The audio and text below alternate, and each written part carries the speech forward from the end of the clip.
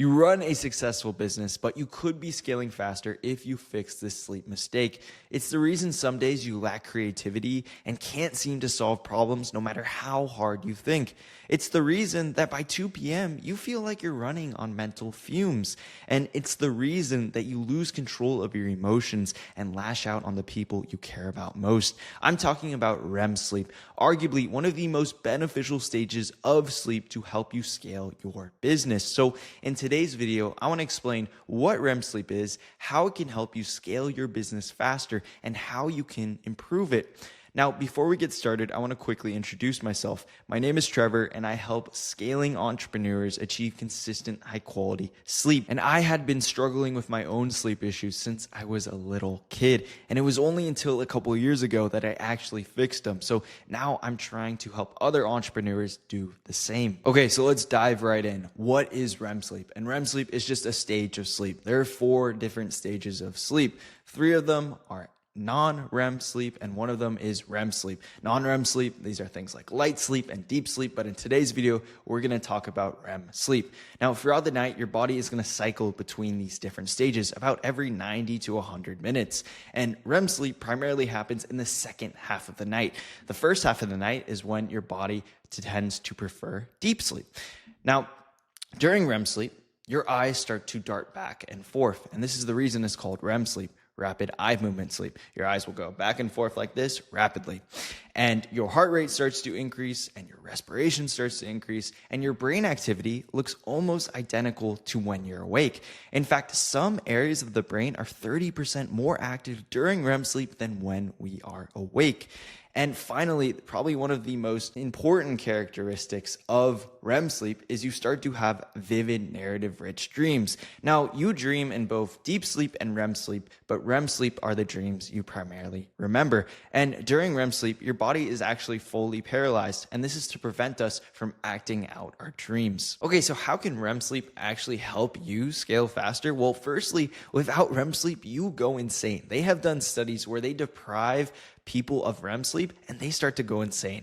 REM is like the engine of your cognitive performance. It regulates your emotions with overnight therapy, and this is done via dreams. And if you can control your emotions better, you're going to make better business decisions and you're going to be a better boss. It also helps you sharpen your ability to read other people, and it's going to help you understand your employees and your clients at a much higher level.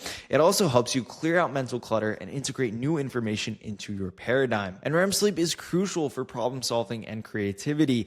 REM sleep helps you solve problems while you sleep, and it also improves your ability to problem solve the next day. And it's also going to be crucial when it comes to creativity. A lack of REM sleep is going to make you subjectively less creative, and that's going to make it harder for you to craft compelling pieces of ad copy or content scripts. And history's prominent figures, they understood the power of REM sleep. People like Thomas Edison, they purposely wake themselves up during REM sleep in order to make breakthroughs from their work. They leveraged the problem solving and creativity benefits that REM sleep gave them. And science now backs this up, like we've talked about. Now, 20 to 25% of your sleep should consist of REM sleep for optimal performance. Now, REM sleep slightly declines as we age, but not as dramatically as something like deep sleep. So it should be somewhere around there throughout your entire life. Now, sleep trackers alone aren't going to be the most accurate in determining how much REM sleep you're getting. So you want to pair that objective measure, like a sleep tracker, with a subjective measure. For the subjective measure, you just ask yourself a series of questions. Am I remembering my dreams? Do I feel moody or emotional? Do I lack creativity or do I lack mental sharpness? These can all be signs you're not getting enough REM sleep. So you need to adjust accordingly. And that is what we're going to talk about right now. How can we actually improve our REM sleep? And the goal of that is to increase the quality and quantity of our REM sleep. So first, we're going to talk about what's actually hurting your REM sleep. And the first topic is drugs. And drugs are notorious for ruining your REM sleep. Now, here are some of the most common culprits. So firstly, we have cannabis, and cannabis suppresses your REM sleep. It often makes you forget your dreams. Now, if you are a recreational user, somebody using cannabis only a couple times a week, then you're going to want to stop vaping or smoking cannabis 3 to 4 hours before bed. And then for edibles, you're going to want to stop taking edibles 6 to 12 hours before bed in order to mitigate the effects it has on your REM sleep. If you're somebody who's a chronic user and using cannabis more than twice a week, then it's going to be much harder to mitigate the effects cannabis has on your REM sleep because it's circulating in your bloodstream. So that's something to keep in mind. Next, we have alcohol. And what alcohol does is it fragments your REM sleep. And this reduces both the quality and quantity of your REM sleep. Alcohol sedates you, but it doesn't actually produce real sleep. And what alcohol also does is it fragments your REM sleep, and it's notorious for this. And when you fragment your sleep, you're unable to get into those deeper stages of sleep, and you often have more awakenings throughout the night, whether you are conscious of them or not. And this is what reduces the quality and quantity of your REM sleep. Now, some medications like antidepressants can significantly reduce the amount of REM sleep you're getting, especially antidepressants like SSRIs. Now, if you are going to modify any of your medication, always talk to your doctor first. The next thing hurting your REM sleep is chronic stress. And high cortisol suppresses your REM sleep, and an overactive nervous system where you're in the sympathetic state, you feel like you're on, your mind's ruminating, you feel stressed out, that fragments your REM sleep. So if your body is chronically stressed when you get into bed, you're going to get lighter, reduced REM sleep. So to combat this, we're going to build two habits. Firstly, the wind down routine. And a wind down routine consists of you relaxing 1 to 2 hours before bed. This is going to help shift your body from work mode into relax mode. This is doing things like meditation, breath work, stretching, a hot bath, even reading, whatever helps you shift from a sympathetic state, that fight or flight state, into a parasympathetic state, that rest and digest state. And the next practice we're going to incorporate are micro breaks. These are 5 to 15 minute resets that keep your stress levels from getting too high throughout the day. These are things like walking, breath work, eating a meal without your phone, anything that again helps you get that shift from a sympathetic state to a parasympathetic state. And that is the most important point. These breaks need to be effective. They actually need to help you relax. They cannot just feel good. They cannot be light work. They can't be scrolling on your phone. They actually have to help you shift your nervous system. The next thing that's destroying your REM sleep is caffeine. And with caffeine, the dose and timing make the poison. If you're drinking caffeine at the wrong times, it can fragment your REM sleep. And the reason for this is because caffeine has a half-life. So if you drink a cup of coffee at 5 p.m., half that cup of coffee will still be circulating in your system at 10 to 11 p.m. And the same goes for the quarter life. If you drink a cup of coffee at 5 p.m., a quarter of that cup of coffee will still be circulating in your system at around 4 to 5 a.m. So that can fragment your REM sleep. And then also having too much caffeine has been shown to suppress REM sleep. And the result of this is less REM sleep overall and lower quality REM sleep. So what you want to do instead is you want to avoid caffeine at least 10 to 12 hours before bed and try to limit your caffeine intake to 100 to 300 milligrams per day. Now, this is going to depend on your own tolerance to caffeine and how fast you metabolize it, but that's just a general starting point. The next thing that might be hurting your REM sleep is a sleep disorder. Now, if you have an untreated sleep disorder, you are already at a disadvantage. Sleep disorders like sleep apnea can reduce both the quality and quantity of your REM sleep. And these are some common signs of sleep apnea. If you snore, you wake up to pee at night, you gasp for air right as you wake up with headaches, you seem to have vivid dreams where you wake up with your heart racing, your partner notices any snoring or gasping right before you get up. These are all signs you might have sleep apnea. And if this screams to you, get a sleep study, because if you do everything else right in this video, but you still have a sleep disorder, you're not going to get many of the benefits. You need to solve this underlying sleep disorder because it impacts all aspects of your sleep. And again, it puts you at a massive disadvantage. So if you experience those symptoms, make sure to get a sleep study. The next thing that might be hurting your REM sleep is a warm sleep environment. So during REM sleep, your body does not regulate temperature well. And since you're also paralyzed to prevent yourself from acting out your dreams, you have no way to actually manage your body's temperature.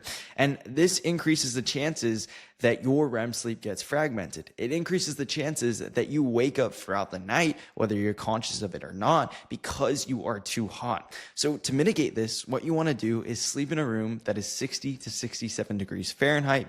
You want to layer with thin blankets first, a big comforter, and that's going to decrease the chances that you wake up too hot at night. And you also want to wear minimal clothing.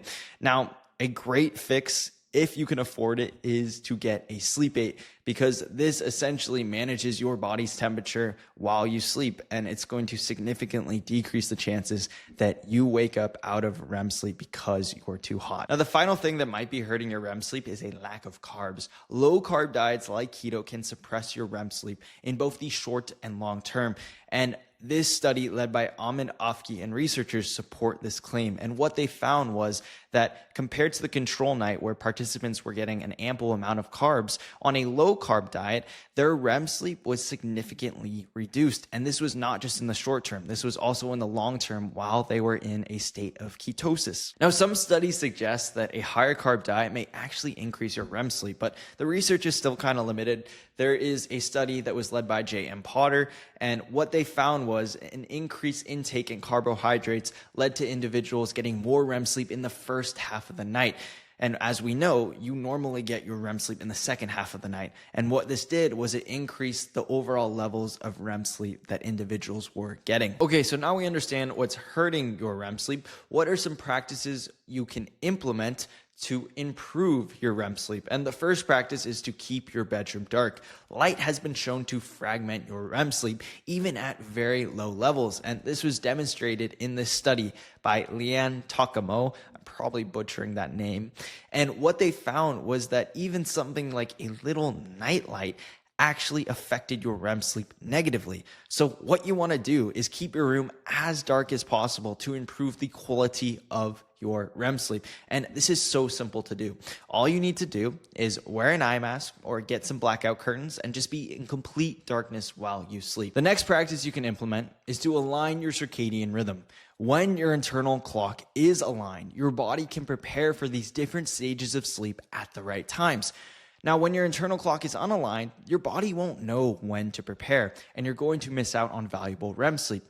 When you're not consistently getting sunlight in the morning, when you're waking up at different times, when you're not dimming the lights close to bed, then you are confusing your circadian rhythm, and your body isn't going to know when it should prioritize REM sleep. And this is going to lead to decreased quality of REM sleep and then decreased quantity of REM sleep. Now, I want to quickly mention that if you align your circadian rhythm with your chronotype, and your chronotype is when your body prefers to eat, sleep, exercise, it's like your body's preferred schedule. This can also improve your REM sleep. But what you should focus on first is getting your circadian rhythm aligned. And you do this by being consistent with your circadian cues. And what are your main circadian cues you need to be consistent with? Well, you want to wake up at roughly the same time every day. You can be off by 30 or 60 minutes, but try to stay consistent even on the weekends. Next, it's getting morning sunlight. 5 to 15 minutes is great. If it's cloudier, try to bump that up to 20 to 30 minutes. And then finally, you want to avoid bright lights 1 to 2 hours before bed. And these are all going to be crucial for aligning your circadian rhythm. And again, if you can align your circadian rhythm, your body's going to be able to better prepare for these different sleep stages, and it's going to increase the likelihood that you get better quality and quantity of your REM sleep. And in a study led by Daniel Vite, what researchers did was they had participants remove blue light from their evenings. And what this did was it increased the total amount of REM sleep they were getting, further supporting the point that by aligning your circadian rhythm, you can improve your REM sleep. Now, another practice you can implement is just to sleep more. And this is such a simple trick. The more time you sleep, the more opportunity your body has to get into REM sleep.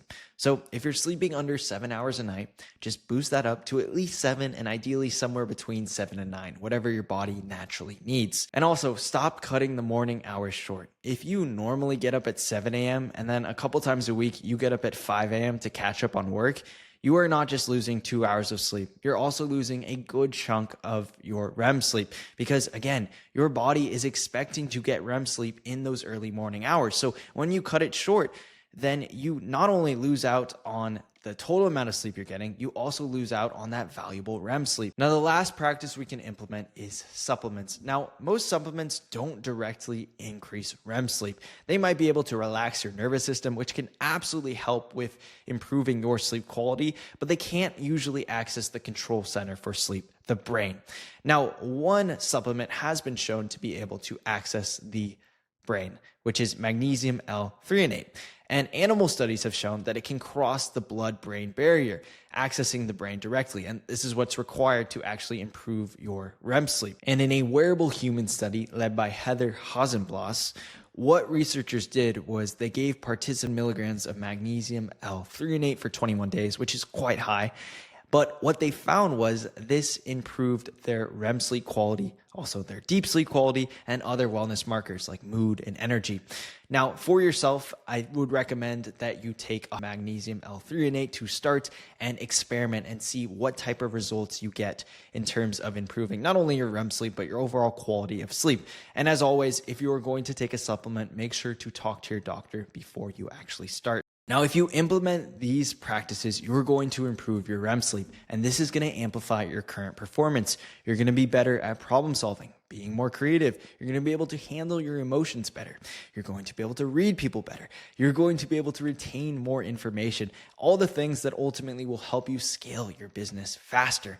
Now, I hope you guys enjoyed watching this video. If you have any questions, feel free to drop them below in the comments and I will answer them. And if you do want some more personalized one-on-one support with me, then check the first link in the description. Thank you and take care.